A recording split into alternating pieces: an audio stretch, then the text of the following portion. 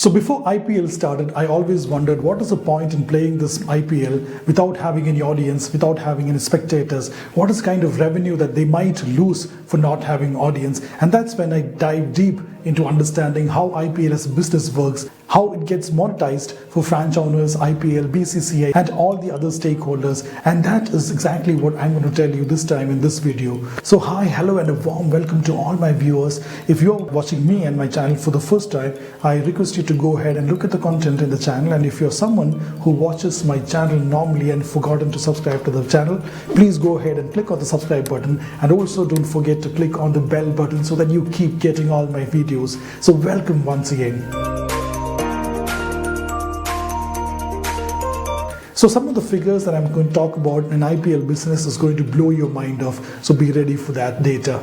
In India, cricket is definitely a religion, and that is the emotion where Lalit Modi captured and converted that into business by IPL. IPL is predominantly inspired by something that happens in the Europe in terms of football, which is EPL, and IPL kicked off in the year 2008 when Rajasthan Royals was the champions of that particular IPL season.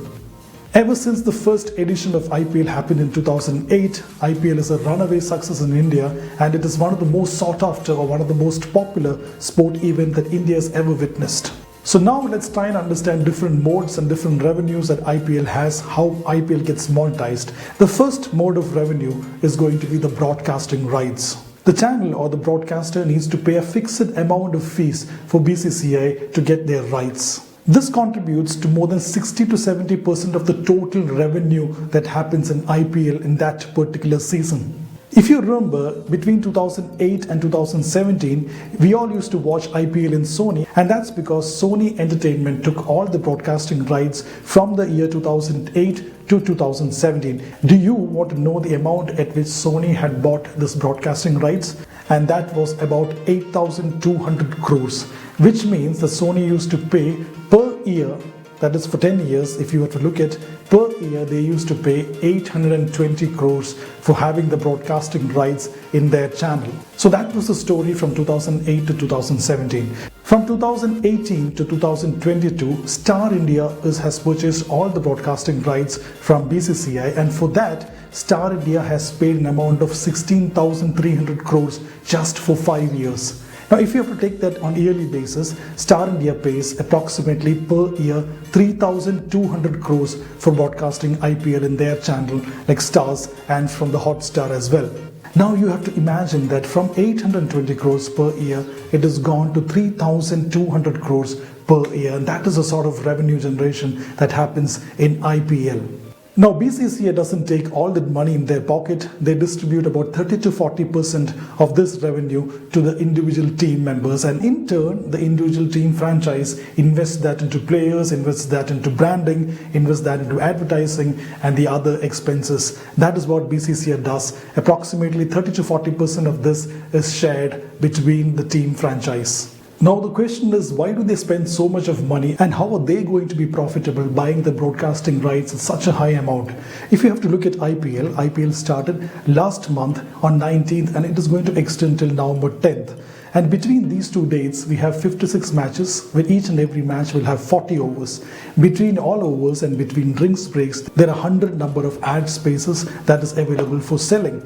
And these ad spaces, for just 10 seconds of ad, the cost can vary between 10 lakhs to 15 lakhs, depending on the demand of that particular match, depending on the demand of that particular time. And even the ad can be so much costly that even 1 second can cost you about 2 to 3 lakhs, and that is a revenue generation that happens between these ads, between these ad spaces, and that's why these companies spend so much of money in terms of buying rights from BCCI. Just to give you a simple example, Vodafone Idea, which has converted their name into VI, spends 800 crores in this season in terms of spending as far as branding is concerned. So that is a potential that these ad spaces in between overs and drinks breaks has, and that's where these guys make money. The second monetization of IPL is through sponsorship, and sponsorship can be divided into two, and that is, first is a title sponsorship and the second is a brand sponsorship. If you look at the title sponsorship part of it, in the year 2008 when IPL came out, it was DLF IPL, which later converted itself into Pepsi IPL, and then Vivo IPL came, and then today we are talking about Dream 11 IPL. So these are the brands which bought the title sponsorship of this game, and Vivo IPL last year spent approximately 440 crores for their branding only for that particular year. But this time in 2020 IPL, Dream 11 are the title sponsors, and amount they spent in terms of buying the title sponsorship is approximately 220 crores, which is 50% short of that 440 crores that Vivo IPL played last year. And that is the revenue difference the Corona has done to the game, and that is where revenue loss would have happened for IPL. But on the other hand, when you look at from the brand side, Dream 11 has got this at a 50% discount, and that is the difference Corona has made to this thing. BCCI takes the title sponsorship amount and splits between the team owners and franchise. What percentage it splits, I have no idea. If you know approximately the percentage, you can leave a comment in the comment box.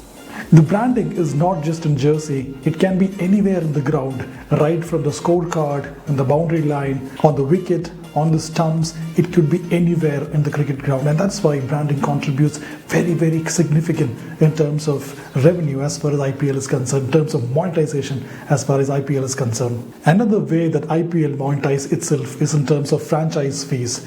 Franchise fees is a fixed amount of fee that franchise gives BCCI in yearly terms, and also along with yearly terms of fees, it also has to get 20% of its franchise income, franchise profits has to be shared with BCCI. Now, to give you a simple example, in the year 2008, 44 crores was the signing up value in terms of franchise fee with BCCI for Kolkata Knight Riders, and that spanned for 10 years. So another way of monetizing in terms of IPL is the franchise fee that can be variable, and also a fixed portion of fees will be there in this particular item.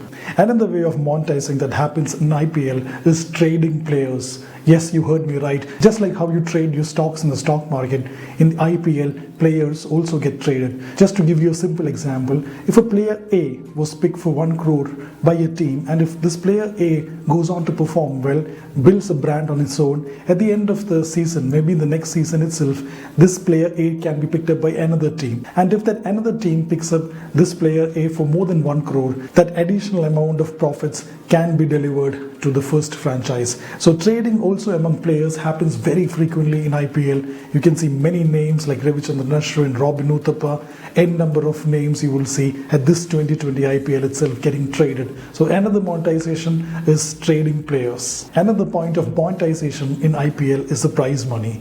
Yes, in 2020 IPL, the prize money for the champion team is 10 crores, and the runners-up prize money is going to be 6.5 crores.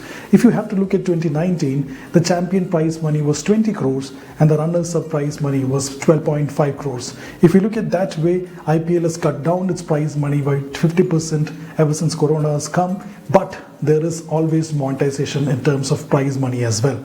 Alright, the last method of monetization for IPL is the match day revenue. That is revenue that is generated from the stadium, and that is exactly what is missing in this current IPL, because that revenue is contributed by the audience, by the spectators who buys ticket and comes and watch IPL inside the stadium. Just to give you a simple example, Wankhede Stadium in Bombay accommodates around 35,000 audience or spectators, and if you have to calculate 35 to 40,000 of audience and spectators multiplied by an average income of around 250 rupees, it comes to around 1 crore.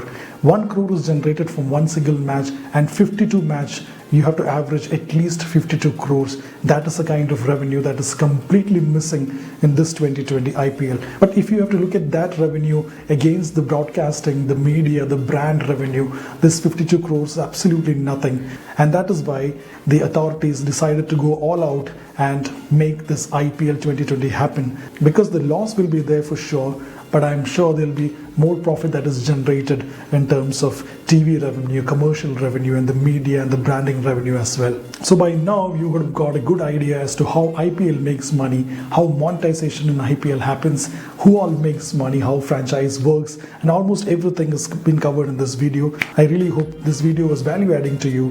Before you close down this video, I want you to do one thing. Tell us which is your best and the favorite IPL team, and who do you think will go ahead and win in this IPL season 2020. So until we come next time with a very creative, useful and informative video, goodbye to all of you.